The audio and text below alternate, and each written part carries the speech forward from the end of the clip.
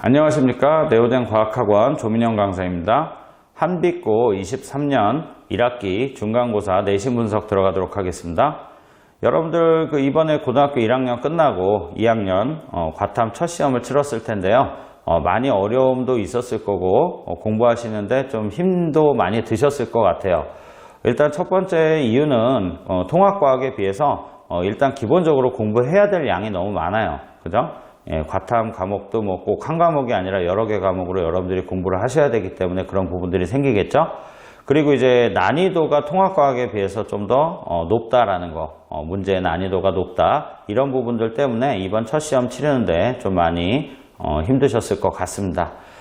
제가 이번 시험 끝나고 나서 물리학 1에 대해서 여러 학교 시험지를 받아서 이제 풀어보기도 하고요, 분석을 해 보았는데 여기에 이제 중요한 공통점이 좀 있더라고요. EBS 교재를 각 학교 선생님들께서 많이 활용을 하시고요. 그리고 과거 모의고사 기출문항도 많이 변형을 하거나 응용을 해서 출제를 한다는 겁니다. 그래서 이런 부분들이 왜 중요하냐면 여러분들이 이제 많은 양의 공부를 하다 보면 효율적인 공부가 필요하거든요. 그래서 방향성을 좀 효율적으로 공부를 할 수 있는 어떤 방향성을 제시하는 부분이기 때문에 중요한 시사점을 갖는다고 말씀드리고요. 그러니까 이제 이번 기말고사 대비를 할 때는 어떻게 해야 된다. EBS 문제들을 좀 많이 풀어봐야 되고, 그 다음에 기출 모의고사도 여러 개 된다면 반드시 풀어보는 게 좋다라는 것을 좀 강조드리고 싶습니다. 한빛고 중간고사, 이번 1학기 중간고사 구체적으로 한번 분석 들어가 보면요. 전체 난이도는 중하로 분석됐어요. 어렵지 않다라는 거죠.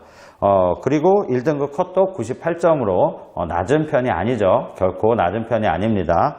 그래서 이런 시험들이 가장 큰 힘든 점이 뭐냐면 중상위권 학생들이 가장 힘든 거예요. 왜냐하면 문제 자체의 난이도가 낮다 보면 아이들이 좋아할 것 같죠. 좋아할 것 같은데 그렇지 않다는 거예요. 실제로 뭐 100점도 많이 나올 수 있고, 그 다음에 고득점이 많이 나올 수 있기 때문에 오히려 내신 관리가 좀 더 쉽지 않아진다. 그러니까 변별력이 주어지지 않기 때문에 그런 부분들이 오히려 상위권이나 중위권 학생들한테는 불리하게 작용을 할 수도 있다는 겁니다.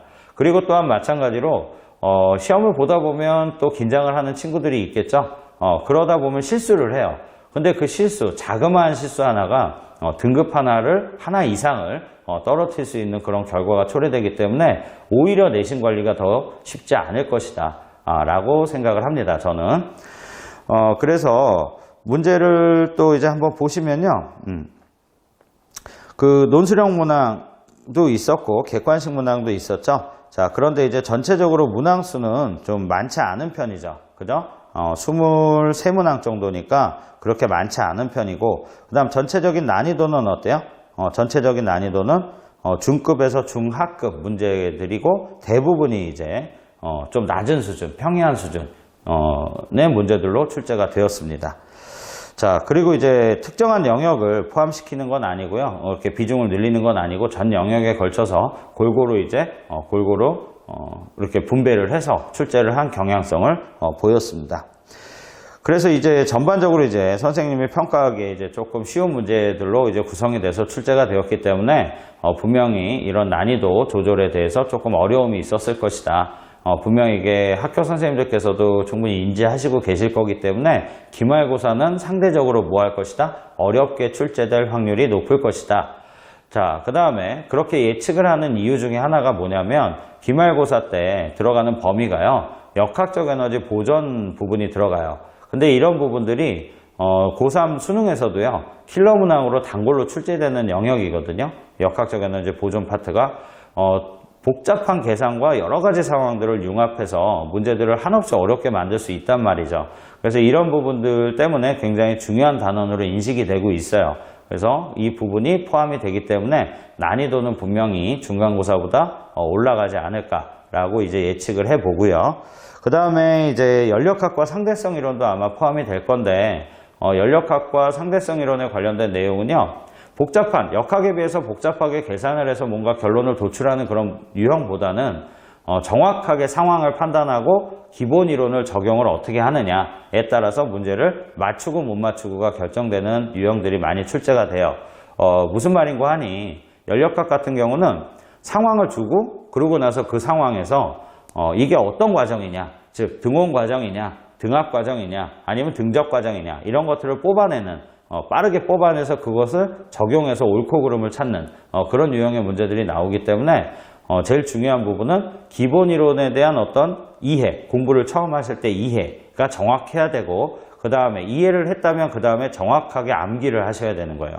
그래야지 실수를 줄일 수 있습니다.